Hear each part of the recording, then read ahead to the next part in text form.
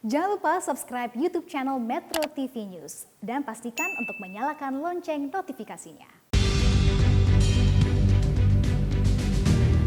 Pemirsa, terima kasih Anda masih bersama kami di Editorial Media Indonesia. Mbak Nunung dan juga pemirsa saat ini sudah tersambung bersama kami Asep Iwan Iriawan, pengamat hukum pidana atau mantan Hakim Agung. Selamat pagi Kang Asep, salam sehat Kang. Selamat pagi Mbak Eva, selamat pagi Mbak Nunung. Pagi, baik Kang Asep, lagi-lagi Hakim MA obral diskon dengan alasan ini Edi sudah bekerja dengan baik saat menjabat Menteri Perikanan dan Kelautan. Tanggapan Anda Kang Asep? Yang pertama kita harus hormati putusan itu sesuai ajas res judicata perkara habetur.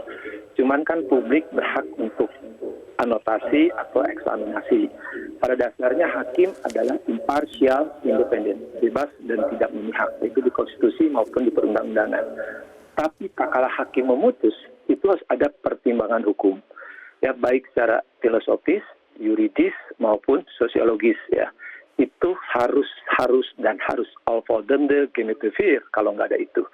Nah, ketika pertimbangan hakim tadi dipertanggungjawabkan kepada Tuhan, karena judulnya kan demi keadilan berdasarkan ketuhanan yang Maha Esa, dipertanggungjawabkan kepada para pihak, dipertanggungjawabkan kepada publik dan kepada dirinya sendiri yaitu hakim. Nah, ketika membuat pertimbangan, ya itu harus logis, sistematis, ya legal, logis, sistematis. Jadi kalau ada pertimbangan hakim tidak logis, tidak sistematis, ya tidak berdasarkan yuridis, ya itu fatal, ya. Nah, satu, kan Mahkamah Agung itu kewenangannya hanya 3 di 253 KUHP, penerapan hukum, kelalaian, maupun kompetensi. Tapi soal berat ringannya hukuman, rapat, itu bukan kewenangan Mahkamah Agung. Mahkamah Agung boleh merubah, menambah. Kalau pertimbangan di perbuatan, bukan dimeringankan, dimeberatkan, boleh masuk. Tapi ini kan lucu. Di hal yang ketika dia membatalkan putusan pengadilan tinggi kurang mempertimbangkan perbuatan menteri, atau sebelumnya sama juga tuh kan, pernah putusan-putusan selalu mempertimbangkannya yang di luar perbuatan, sehingga dia main diskon-diskon tadi. Nah, inilah yang memang secara yuridis, mohon maaf saya berbeda dengan teman-teman saya.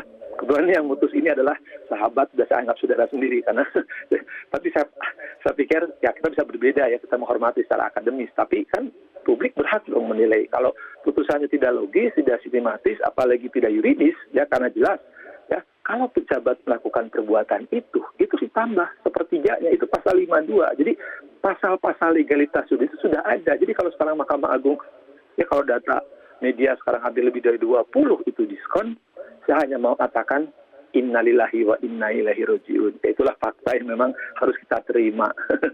Ya, innalillahi wa inna ilaihi rajiun ya Kang Asep, pertimbangannya harus logis dan juga sistematis, tetapi disampaikan oleh majelis hakim bahwa Edi sudah bekerja dengan baik padahal 1 tahun tetapi korupsi, kemudian memberikan harapan kepada masyarakat khususnya nelayan. Itu adalah beberapa pertimbangannya.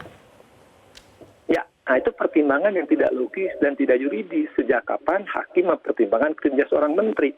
Dan sejak kapan seorang hakim tahu bahwa keputusan menteri itu lebih baik? So, faktanya kan dibatalkan oleh menteri yang sekarang, oleh menteri yang dulu juga dibatalkan. Dan kita kalau memasuki wilayah itu kan keberlanjutan lobster. Baik. Jangan tapi sampai kalau kita banyak. Terus silakan. Ya, silakan Kang Asep dilanjutkan. Ya, sekarang kalau hakim mempertimbangkan seorang, dari mana hakim tahu ya bahwa itu keputusan lebih baik? Dari mana hakim tahu bahwa menteri bekerja dengan baik? Hakim tidak boleh bicara berdasarkan membaca media, ya harus berdasarkan fakta. Apalagi hakim agung, dia hanya baca berkas. Apakah penerapan hakim PNPT salah atau benar? Hanya di situ hakimnya bicaranya, bukan dia. Jadi kalau hakim membaca, ini kan bahaya. Ini seperti kaum netizen atau deterjen. Baik. Soal indikatornya ya berarti Kang Asep, tapi kalau kita bicara soal hukumannya Kang Asep, ini kan dari 9 tahun menjadi 5 tahun, tetapi putusan kasasi ini sama dengan tuntutan Jaksa Komisi Pemberantasan Korupsi. Ya, itulah sejak awal saya kritik KPK. Kan sekarang juga lucu, KPK-nya ngeritik juga. Kan menurut saya ini perbuatan korupsi, harusnya menuntut hukuman maksimal. Kan maksimalnya bisa seumur hidup. Loh, kok menuntutnya dulu 5 tahun? Ini kan berbarengan dengan satu menterinya lagi kan. Ada kesalahan yang saya katakan KPK ya. Kenapa menuntut dia dengan pasal yang salah dan ancamannya kok ringan? Jadi ada apa? Jadi ini tidak lepas dari peran serta KPK juga membuat struktur hukumnya, tuntutan hukumnya, pasalnya maaf ya dengan saya bisa berbeda. Akhirnya begini ya, sekarang kata hakim, lu minta 5, gua kasih 5. Nah sekarang setelah diputus 5 kan aneh juga KPK, ada pimpinan KPK-nya komentar. Baik, Kang Asep, sepanjang 2019 hingga 2020 sudah 22 narapidana yang mendapatkan korting hukuman dari Hakim Agung. Tanggapan Anda dan bagaimana peran KY yang harus dilakukan? Singkat saja, Kang Asep. Sekarang KY tidak boleh masuk ke teknis sosial. Ini harus dengan upaya hukum. Ya, jadi KY hanya perilaku. Soal putusan dia KY nggak bisa memasuki itu. Ya, nah, sekali lagi bagaimana sekarang hakim agung lain di kamar pidana bisa meniru perilaku dulu pendahulunya, Adi Andoyo, Artijo Alkausar. Itu ada keberanian yang tapi benar gitu kan. Jangan keberaniannya ya diskon. Baik, terima kasih Asep Iwan Iriawan, pengamat hukum pidana yang juga mantan hakim sudah bergabung bersama kami di Editorial Media Indonesia. Salam sehat, Kang Asep. Baik, Mbak Nunung, tadi kita sudah simak ya pernyataan dari Kang Asep. Salah satunya adalah tuntutan sejak awalnya saja 5 tahun, Mbak Nunung. Iya, jadi mana suka itu kalau bahasa Jawa sak geleme, suka-suka, sesuka hati gitu. Nah, jadi jangan sampai ini tidak cuma ke Mahkamah Agung tetapi juga para pihak penegak hukum yang dalam pemberantasan korupsi ya, jangan mana suka gitu kan gitu. Jadi kalau tadi Kang Asep katakan, ya itu dari awal sudah segitu gitu. Dari awal sudah innalillahi wa inna ilaihi raji'un. Jadi Hakim Agungnya bilang, ya sudah aku kasih yang kau minta di awal gitu kan. Ya, tidak bisa bilang apa-apa lagi. Jadi, tapi itu tidak bagus untuk pemberantasan korupsi. Efek jera yang dimintakan oleh banyak orang, dikasih hukuman berat saja belum tentu jadi efek jera. Apalagi dikasih hukuman ringan gitu kan. Negara sedang susah seperti tadi kita bicarakan di awal di headline Media Indonesia, dengan kondisi korupsi makin banyak, ya bagaimana lagi, jangan sampai efek jera yang kita harapkan terjadi tidak terjadi karena mana suka. Baik, artinya dari awal tuntutannya juga harusnya lebih mewakili rasa keadilan publik ya, Mbak Nunung ya. Iya, apalagi kalau kita fokus ke MA tadi, majelis MA-nya, kasasinya ya. Penilaian tentang kinerja Pak Edi ini yang fokusnya adalah menggolkan ekspor benih lobster. Ya, itu dianggap baik gitu. Jadi menteri yang sebelumnya dan sesudahnya mestinya dinilai tidak baik karena mereka tidak mengekspor benih lobster. Iya, melarang padahal ekspor benih menurut lobster. Kang Asep pertimbangannya harus logis dan juga sistematis dan yuridis. Jadi menilai kinerja menteri bukan pekerjaan hakim ya rasanya, dan bagaimana mau menilai dari berkas. Ya. Baik, lalu bagaimana semangatnya adalah pemberantas korupsi tetapi ada seperti ini, Mbak Nunung, ini kan seperti kontradiktif ya. Nanti kita akan bahas lebih lanjut, usai jeda pemirsa tetaplah bersama kami di Editorial Media Indonesia. Kembali di Editorial Media Indonesia, Mbak Nunung dan juga pemirsa sudah tersambung. Beberapa penelpon kita langsung akan sapa. Selamat pagi Pak Edward dari Curo Bengkulu. Salam sehat Pak. Salam sehat Metro, selamat pagi Metro. Ya silakan Pak Edward. Sekarang kita kan ada ketiga kategori kriminal yang betul-betul dianggap jahat, yaitu kejahatan seks, teroris, dan koruptor. Itu dinamakan extraordinary crime. Selalu kita ingatkan extraordinary crime. Kejahatan luar biasa. Nah, jadi jangan penanganannya secara biasa-biasa. Itu yang pertama. Yang kedua, Mahkamah Agung. Inilah karena kita menganut trias politika, sehingga ada pemisahan kekuasaan, dan hakim itu imparsial. Cuma bertanggung jawab kepada Tuhan dan kepada dirinya sendiri. Tadi disampaikan oleh Pak Asep, sudah bla bla bla masalah hukum. Saya cuma nyoroti begini. Sekarang pertimbangannya itu dia bekerja baik karena sudah mengubah permen tentang boleh ekspor lobster. Padahal itulah sumber korupsinya. Jadi yang baiknya yang mana? Karena dari dia merubah itulah dia jadi korupsi.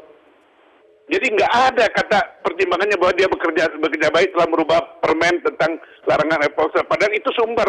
Jangan-jangan dia merubah itu karena ada bayaran-bayaran. Itu yang pertama. Yang kedua, baru 1 tahun menjabat.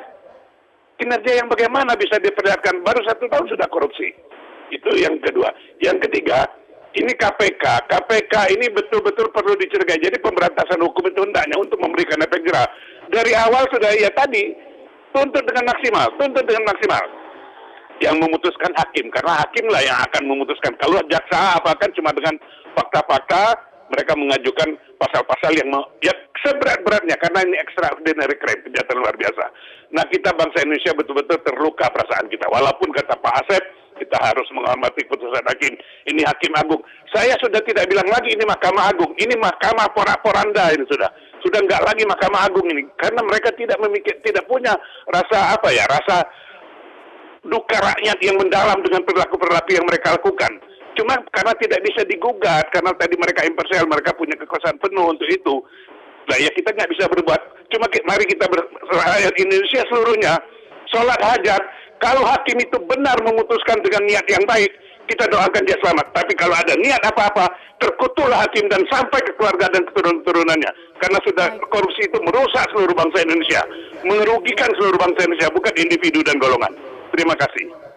Baik, terima kasih Pak Edward dari Cur Bengkulu. Berikutnya ada Ibu Ong Maiwa dari Jakarta. Selamat pagi Bu Ong, salam sehat, silahkan Ibu. Salam sehat Mbak, ini Mbak Nunung, ya Metro TV. Saya ketawa nih sama kasasi mana suka untuk Edi Prabowo. Innalillahi wa innalillahi roji'un. Jadi inilah Mbak, potret hukum di Indonesia. Andai kata masih ada almarhum Artijo Alkausar atau Pak Adi Andoyo, koruptor itu takut Mbak untuk kasasi. Benar tadi kata Pak Asep, beliau sendiri sudah mutus hukuman mati untuk PN Tangerang. Tiba-tiba beliau dipindahkan ke Ambon, sehingga beliau resign, lebih baik dia milih jadi dosen. Inilah Mbak, penguasa, kalau orang dekat dengan penguasa, lalu hukum lemah. Bagaimana membuat jera koruptor? Maupun kata Mbak Nunung tadi, dihukum berat, dihukum ringan, tetap kalau memang pendiriannya, otaknya ingin korupsi, ya korupsi. Nah inilah Mbak, majelis hakim harusnya memperhatikan, betul, dia kan baru 1 tahun menjabat, lalu sekarang dengan ekspor benih udang, itu kan memperkaya diri. Coba, dia sendiri jalan-jalan ke Amerika, membeli barang-barang mewah dengan hasil korupsi. Itu bagaimana? Apa nggak dikatakan kejahatan yang luar biasa? Nah inilah bagaimana caranya untuk penegak hukum, baik polisi, baik jaksa, baik hakim. Itu semuanya mengecewakan masyarakat, Mbak. Jadi Baik, terima kasih Ibu Ong Maiwa dari Jakarta. Mbak Nunung, tadi kita sudah Kenapa simak. tiba-tiba rindu Pak Artijo Alkostar? Iya, tentu kita merindukan almarhum Artijo Alkostar ya. Kalau situasinya seperti ini, Mbak Nunung. Iya, tetapi ini seperti disampaikan dua penelpon tadi, Ibu Ong dan Pak Edward. Ini sebenarnya extraordinary crime. Jadi harus juga ditreat dengan extraordinary. Jangan biasa-biasa saja. Jangan biasa-biasa saja, apalagi mana suka gitu. Jadi penegak hukumnya juga harus extraordinary menyidik ataupun mengadili ini. Betul. Ya. Nah, supaya penegak hukumnya betul-betul extraordinary untuk mengatasi masalah korupsi yang memang extraordinary crime seperti apa Mbak Nunung? Karena kalau catatannya ini dari tahun 2019 hingga tahun 2020 sudah 22 narapidana yang mendapatkan korting hukuman. Tadi kalau Pak Asep katakan boleh dong masyarakat juga mengeksaminasi apa yang putusan hakim yang dianggap tidak logis, tidak yuridis begitu ya. Jadi sudah pernah ada tim eksaminasi, seperti sudah pernah disampaikan Pak Gayus Lumun kalau nggak salah ya, mantan Hakim Agung itu juga menyampaikan ya bikin tim eksaminasi gitu. Mungkin tidak mengubah putusan, tetapi itu juga pelajaran buat hakim yang lain. Jangan sampai melakukan yang seperti itu begitu ya. Baik, menarik soal tim eksaminasi ya. Apakah ada, nanti kita akan tunggu ya Mbak Nunung. Kita tunggu masih ya. Terima kasih Mbak Nunung sudah bergabung bersama kami di Editorial Media Indonesia. Salam sehat Mbak Nunung. Pemirsa, putusan hakim memang harus kita hormati. Namun putusan semacam ini tak boleh kita diamkan. Komisi Yudisial harus turun tangan menyelidiki putusan kasasi buat Edi. Atas nama independensi, bangsa tidak ingin hakim mana suka mengetuk putusan untuk pelaku korupsi. Negara ini tidak mau semangat Mahkamah Agung mengobral diskon hukuman buat koruptor terus membara, sehingga efek jerah benar-benar menjadi sekedar utopia. Saya Eva Wando pamit undur diri, terima kasih atas kebersamaan Anda. Salam sehat dan tetaplah bersama kami di Metro TV.